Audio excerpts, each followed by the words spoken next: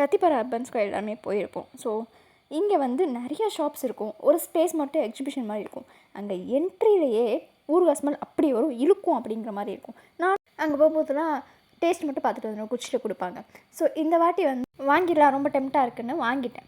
So 1/4 kilo தான் இங்கே ஸ்டார்டிங்கே கத்திப்பாரால. ஒரு 3 இயர்ஸ் பேக் பிவிஆரில் நான் வாங்கியிருக்கேன். 100 கிராம் ட்ரை மேங்கோ வெறும் 60 ருபீஸ் தான். ஸோ இங்கே ஸ்டார்டிங்கே 150 ருபீஸ் 1/4 கிலோ.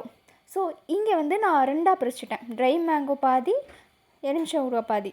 ட்ரை மேங்கோவாச்சும் ஸ்நாக் மாதிரி அப்பப்போ சாப்பிட்டுக்கலாம். ஆனால் இந்த எலுமிச்சை ஊறுகாய் 2 டேஸ்லேயே எனக்கு ரொம்ப ஸ்மெல் வந்துருச்சு. ஸோ மேலே அந்த தண்ணி அந்த ஒயிட் ஸ்பாஞ்ச் மாதிரி வர ஸ்டார்ட் ஆகிடுச்சு. கரெக்டாக 1 வீக்லேயே ஃபுல்லாகவே போச்சு.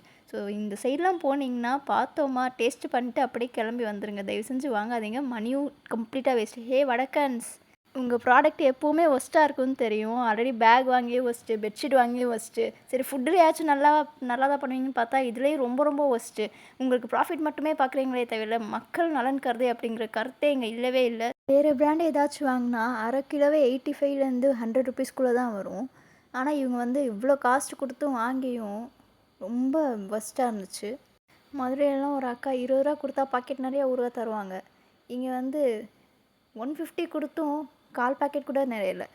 இதுக்கு நம்மளே எலுமிச்சை பழத்தை வாங்கி வீட்டிலே ஊறுகாய் போட்டோன்னா ஹோம்மேடாகவும் இருக்கும், ஆர்கானிக்காகவும் ஹெல்த்தியாகவும் இருக்கும். ஸோ தயவு செஞ்சு இவங்க கிட்டலாம் வாங்காதீங்க.